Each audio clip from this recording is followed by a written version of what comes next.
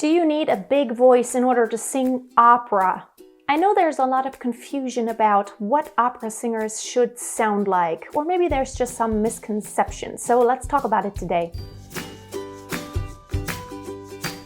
Hi, my name is Freya Casey, professional singer and vocal coach from Germany, and I would like to share my experience and knowledge with you. I always get some comments below my videos about how to sing opera that I might not know anything about how to sing opera because my voice is just not big enough. I don't sound like a typical opera singer. So let's talk about it just a little bit. The thing that a lot of people don't know is that not every opera singer will sound the same as far as volume and voice color goes. There are different FACHs. That is a German word. I come from Germany, so I happen to understand.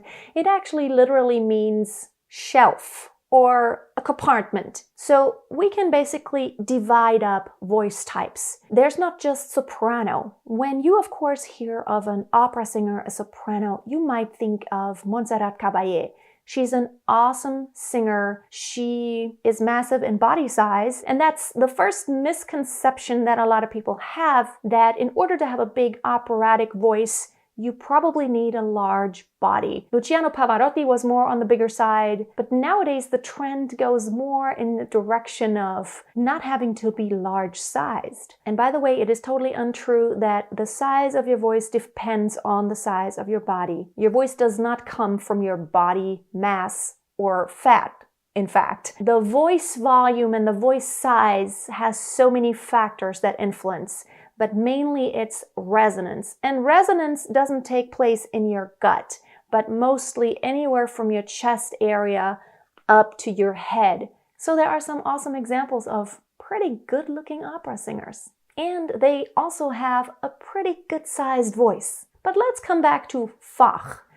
A FACH just describes the characteristics of a voice. While there are heavy voices, there are also lighter voices. That's the category that I fall under. I'm a soubrette / coloratura soprano. Lyrics of coloratura soprano, that is. So let's talk about different voice types just a bit here. While there are big honky voices like a dramatic soprano, such as this one.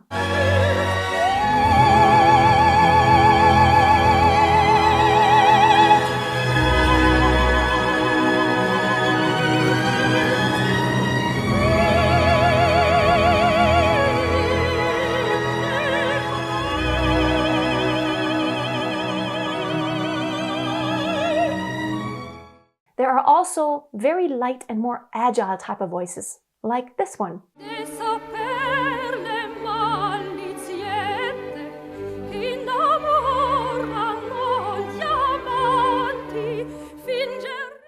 And they're all needed. For example, the Queen of the Night is agile, but at the same time she needs some mass because it's a dramatic coloratura soprano. The Queen of the Night has some rage. She's a big personality and she needs to express that in her voice color.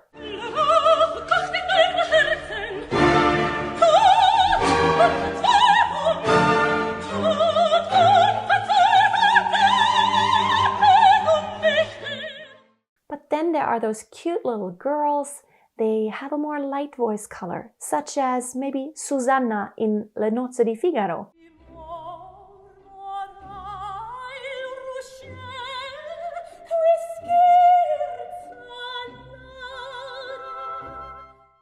Or when you look at operetta, there are not always big voices, but sometimes also very light voices.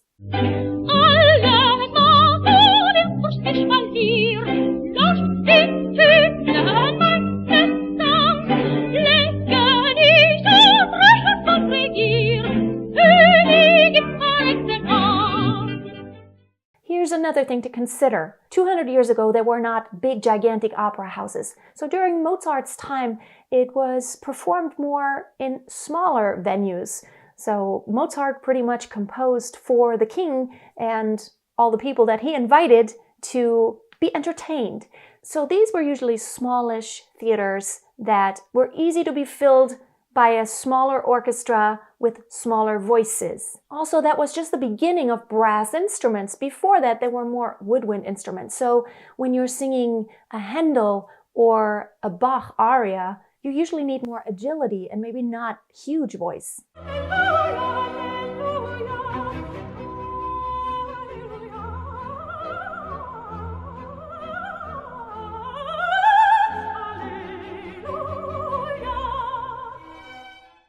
Now let's move on to Wagner times. Now we're talking big, huge orchestras, and in order to sing over the big, huge orchestras, you needed bigger voices. So a typical Wagnerian voice sounds more like this.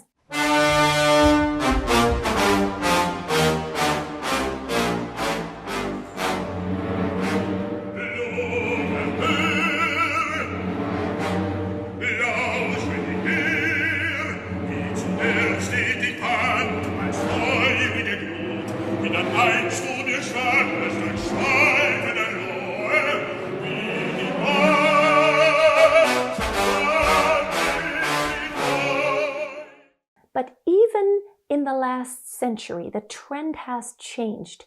So maybe about 50 years ago, a few decades ago, it was beautiful for a soprano to have a light and bright voice. And here are some examples.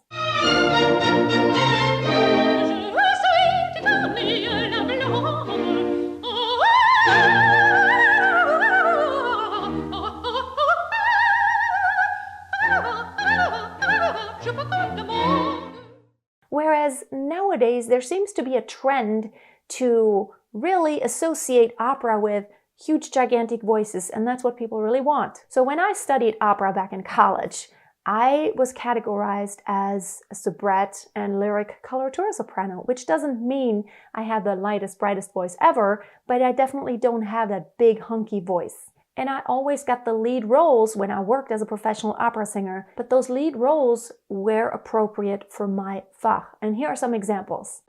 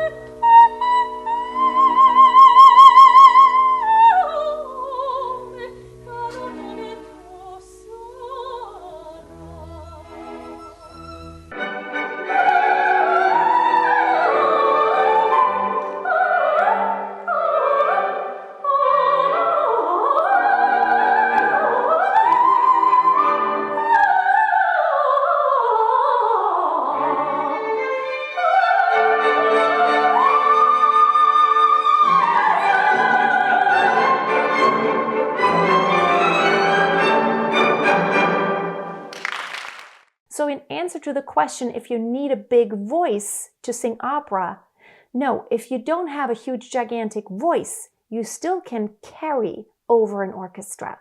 It all is a matter of the spin in your voice and good resonance. And if you want to check out my whole series about how to sing opera, check it out. I will put the link up here and I will also put it down there. I have one more announcement to make. Stay tuned for a really exciting announcement that I will make next week. This is so exciting. If you love opera and you want to learn more about opera, you must watch out. I will post it. So excited. There's something that I'm planning and I've been thinking about this for quite a while because a lot of you have asked me about showing you more about how to sing opera, and there will be a perfect opportunity to work with me. So thank you so much for watching today. Give the video a thumbs up if it helped you understand opera singers and all the different kinds of voices just a little bit better. Until next time, always keep a song in your heart and always keep on singing. Bye. Makes me feel sad for the rest.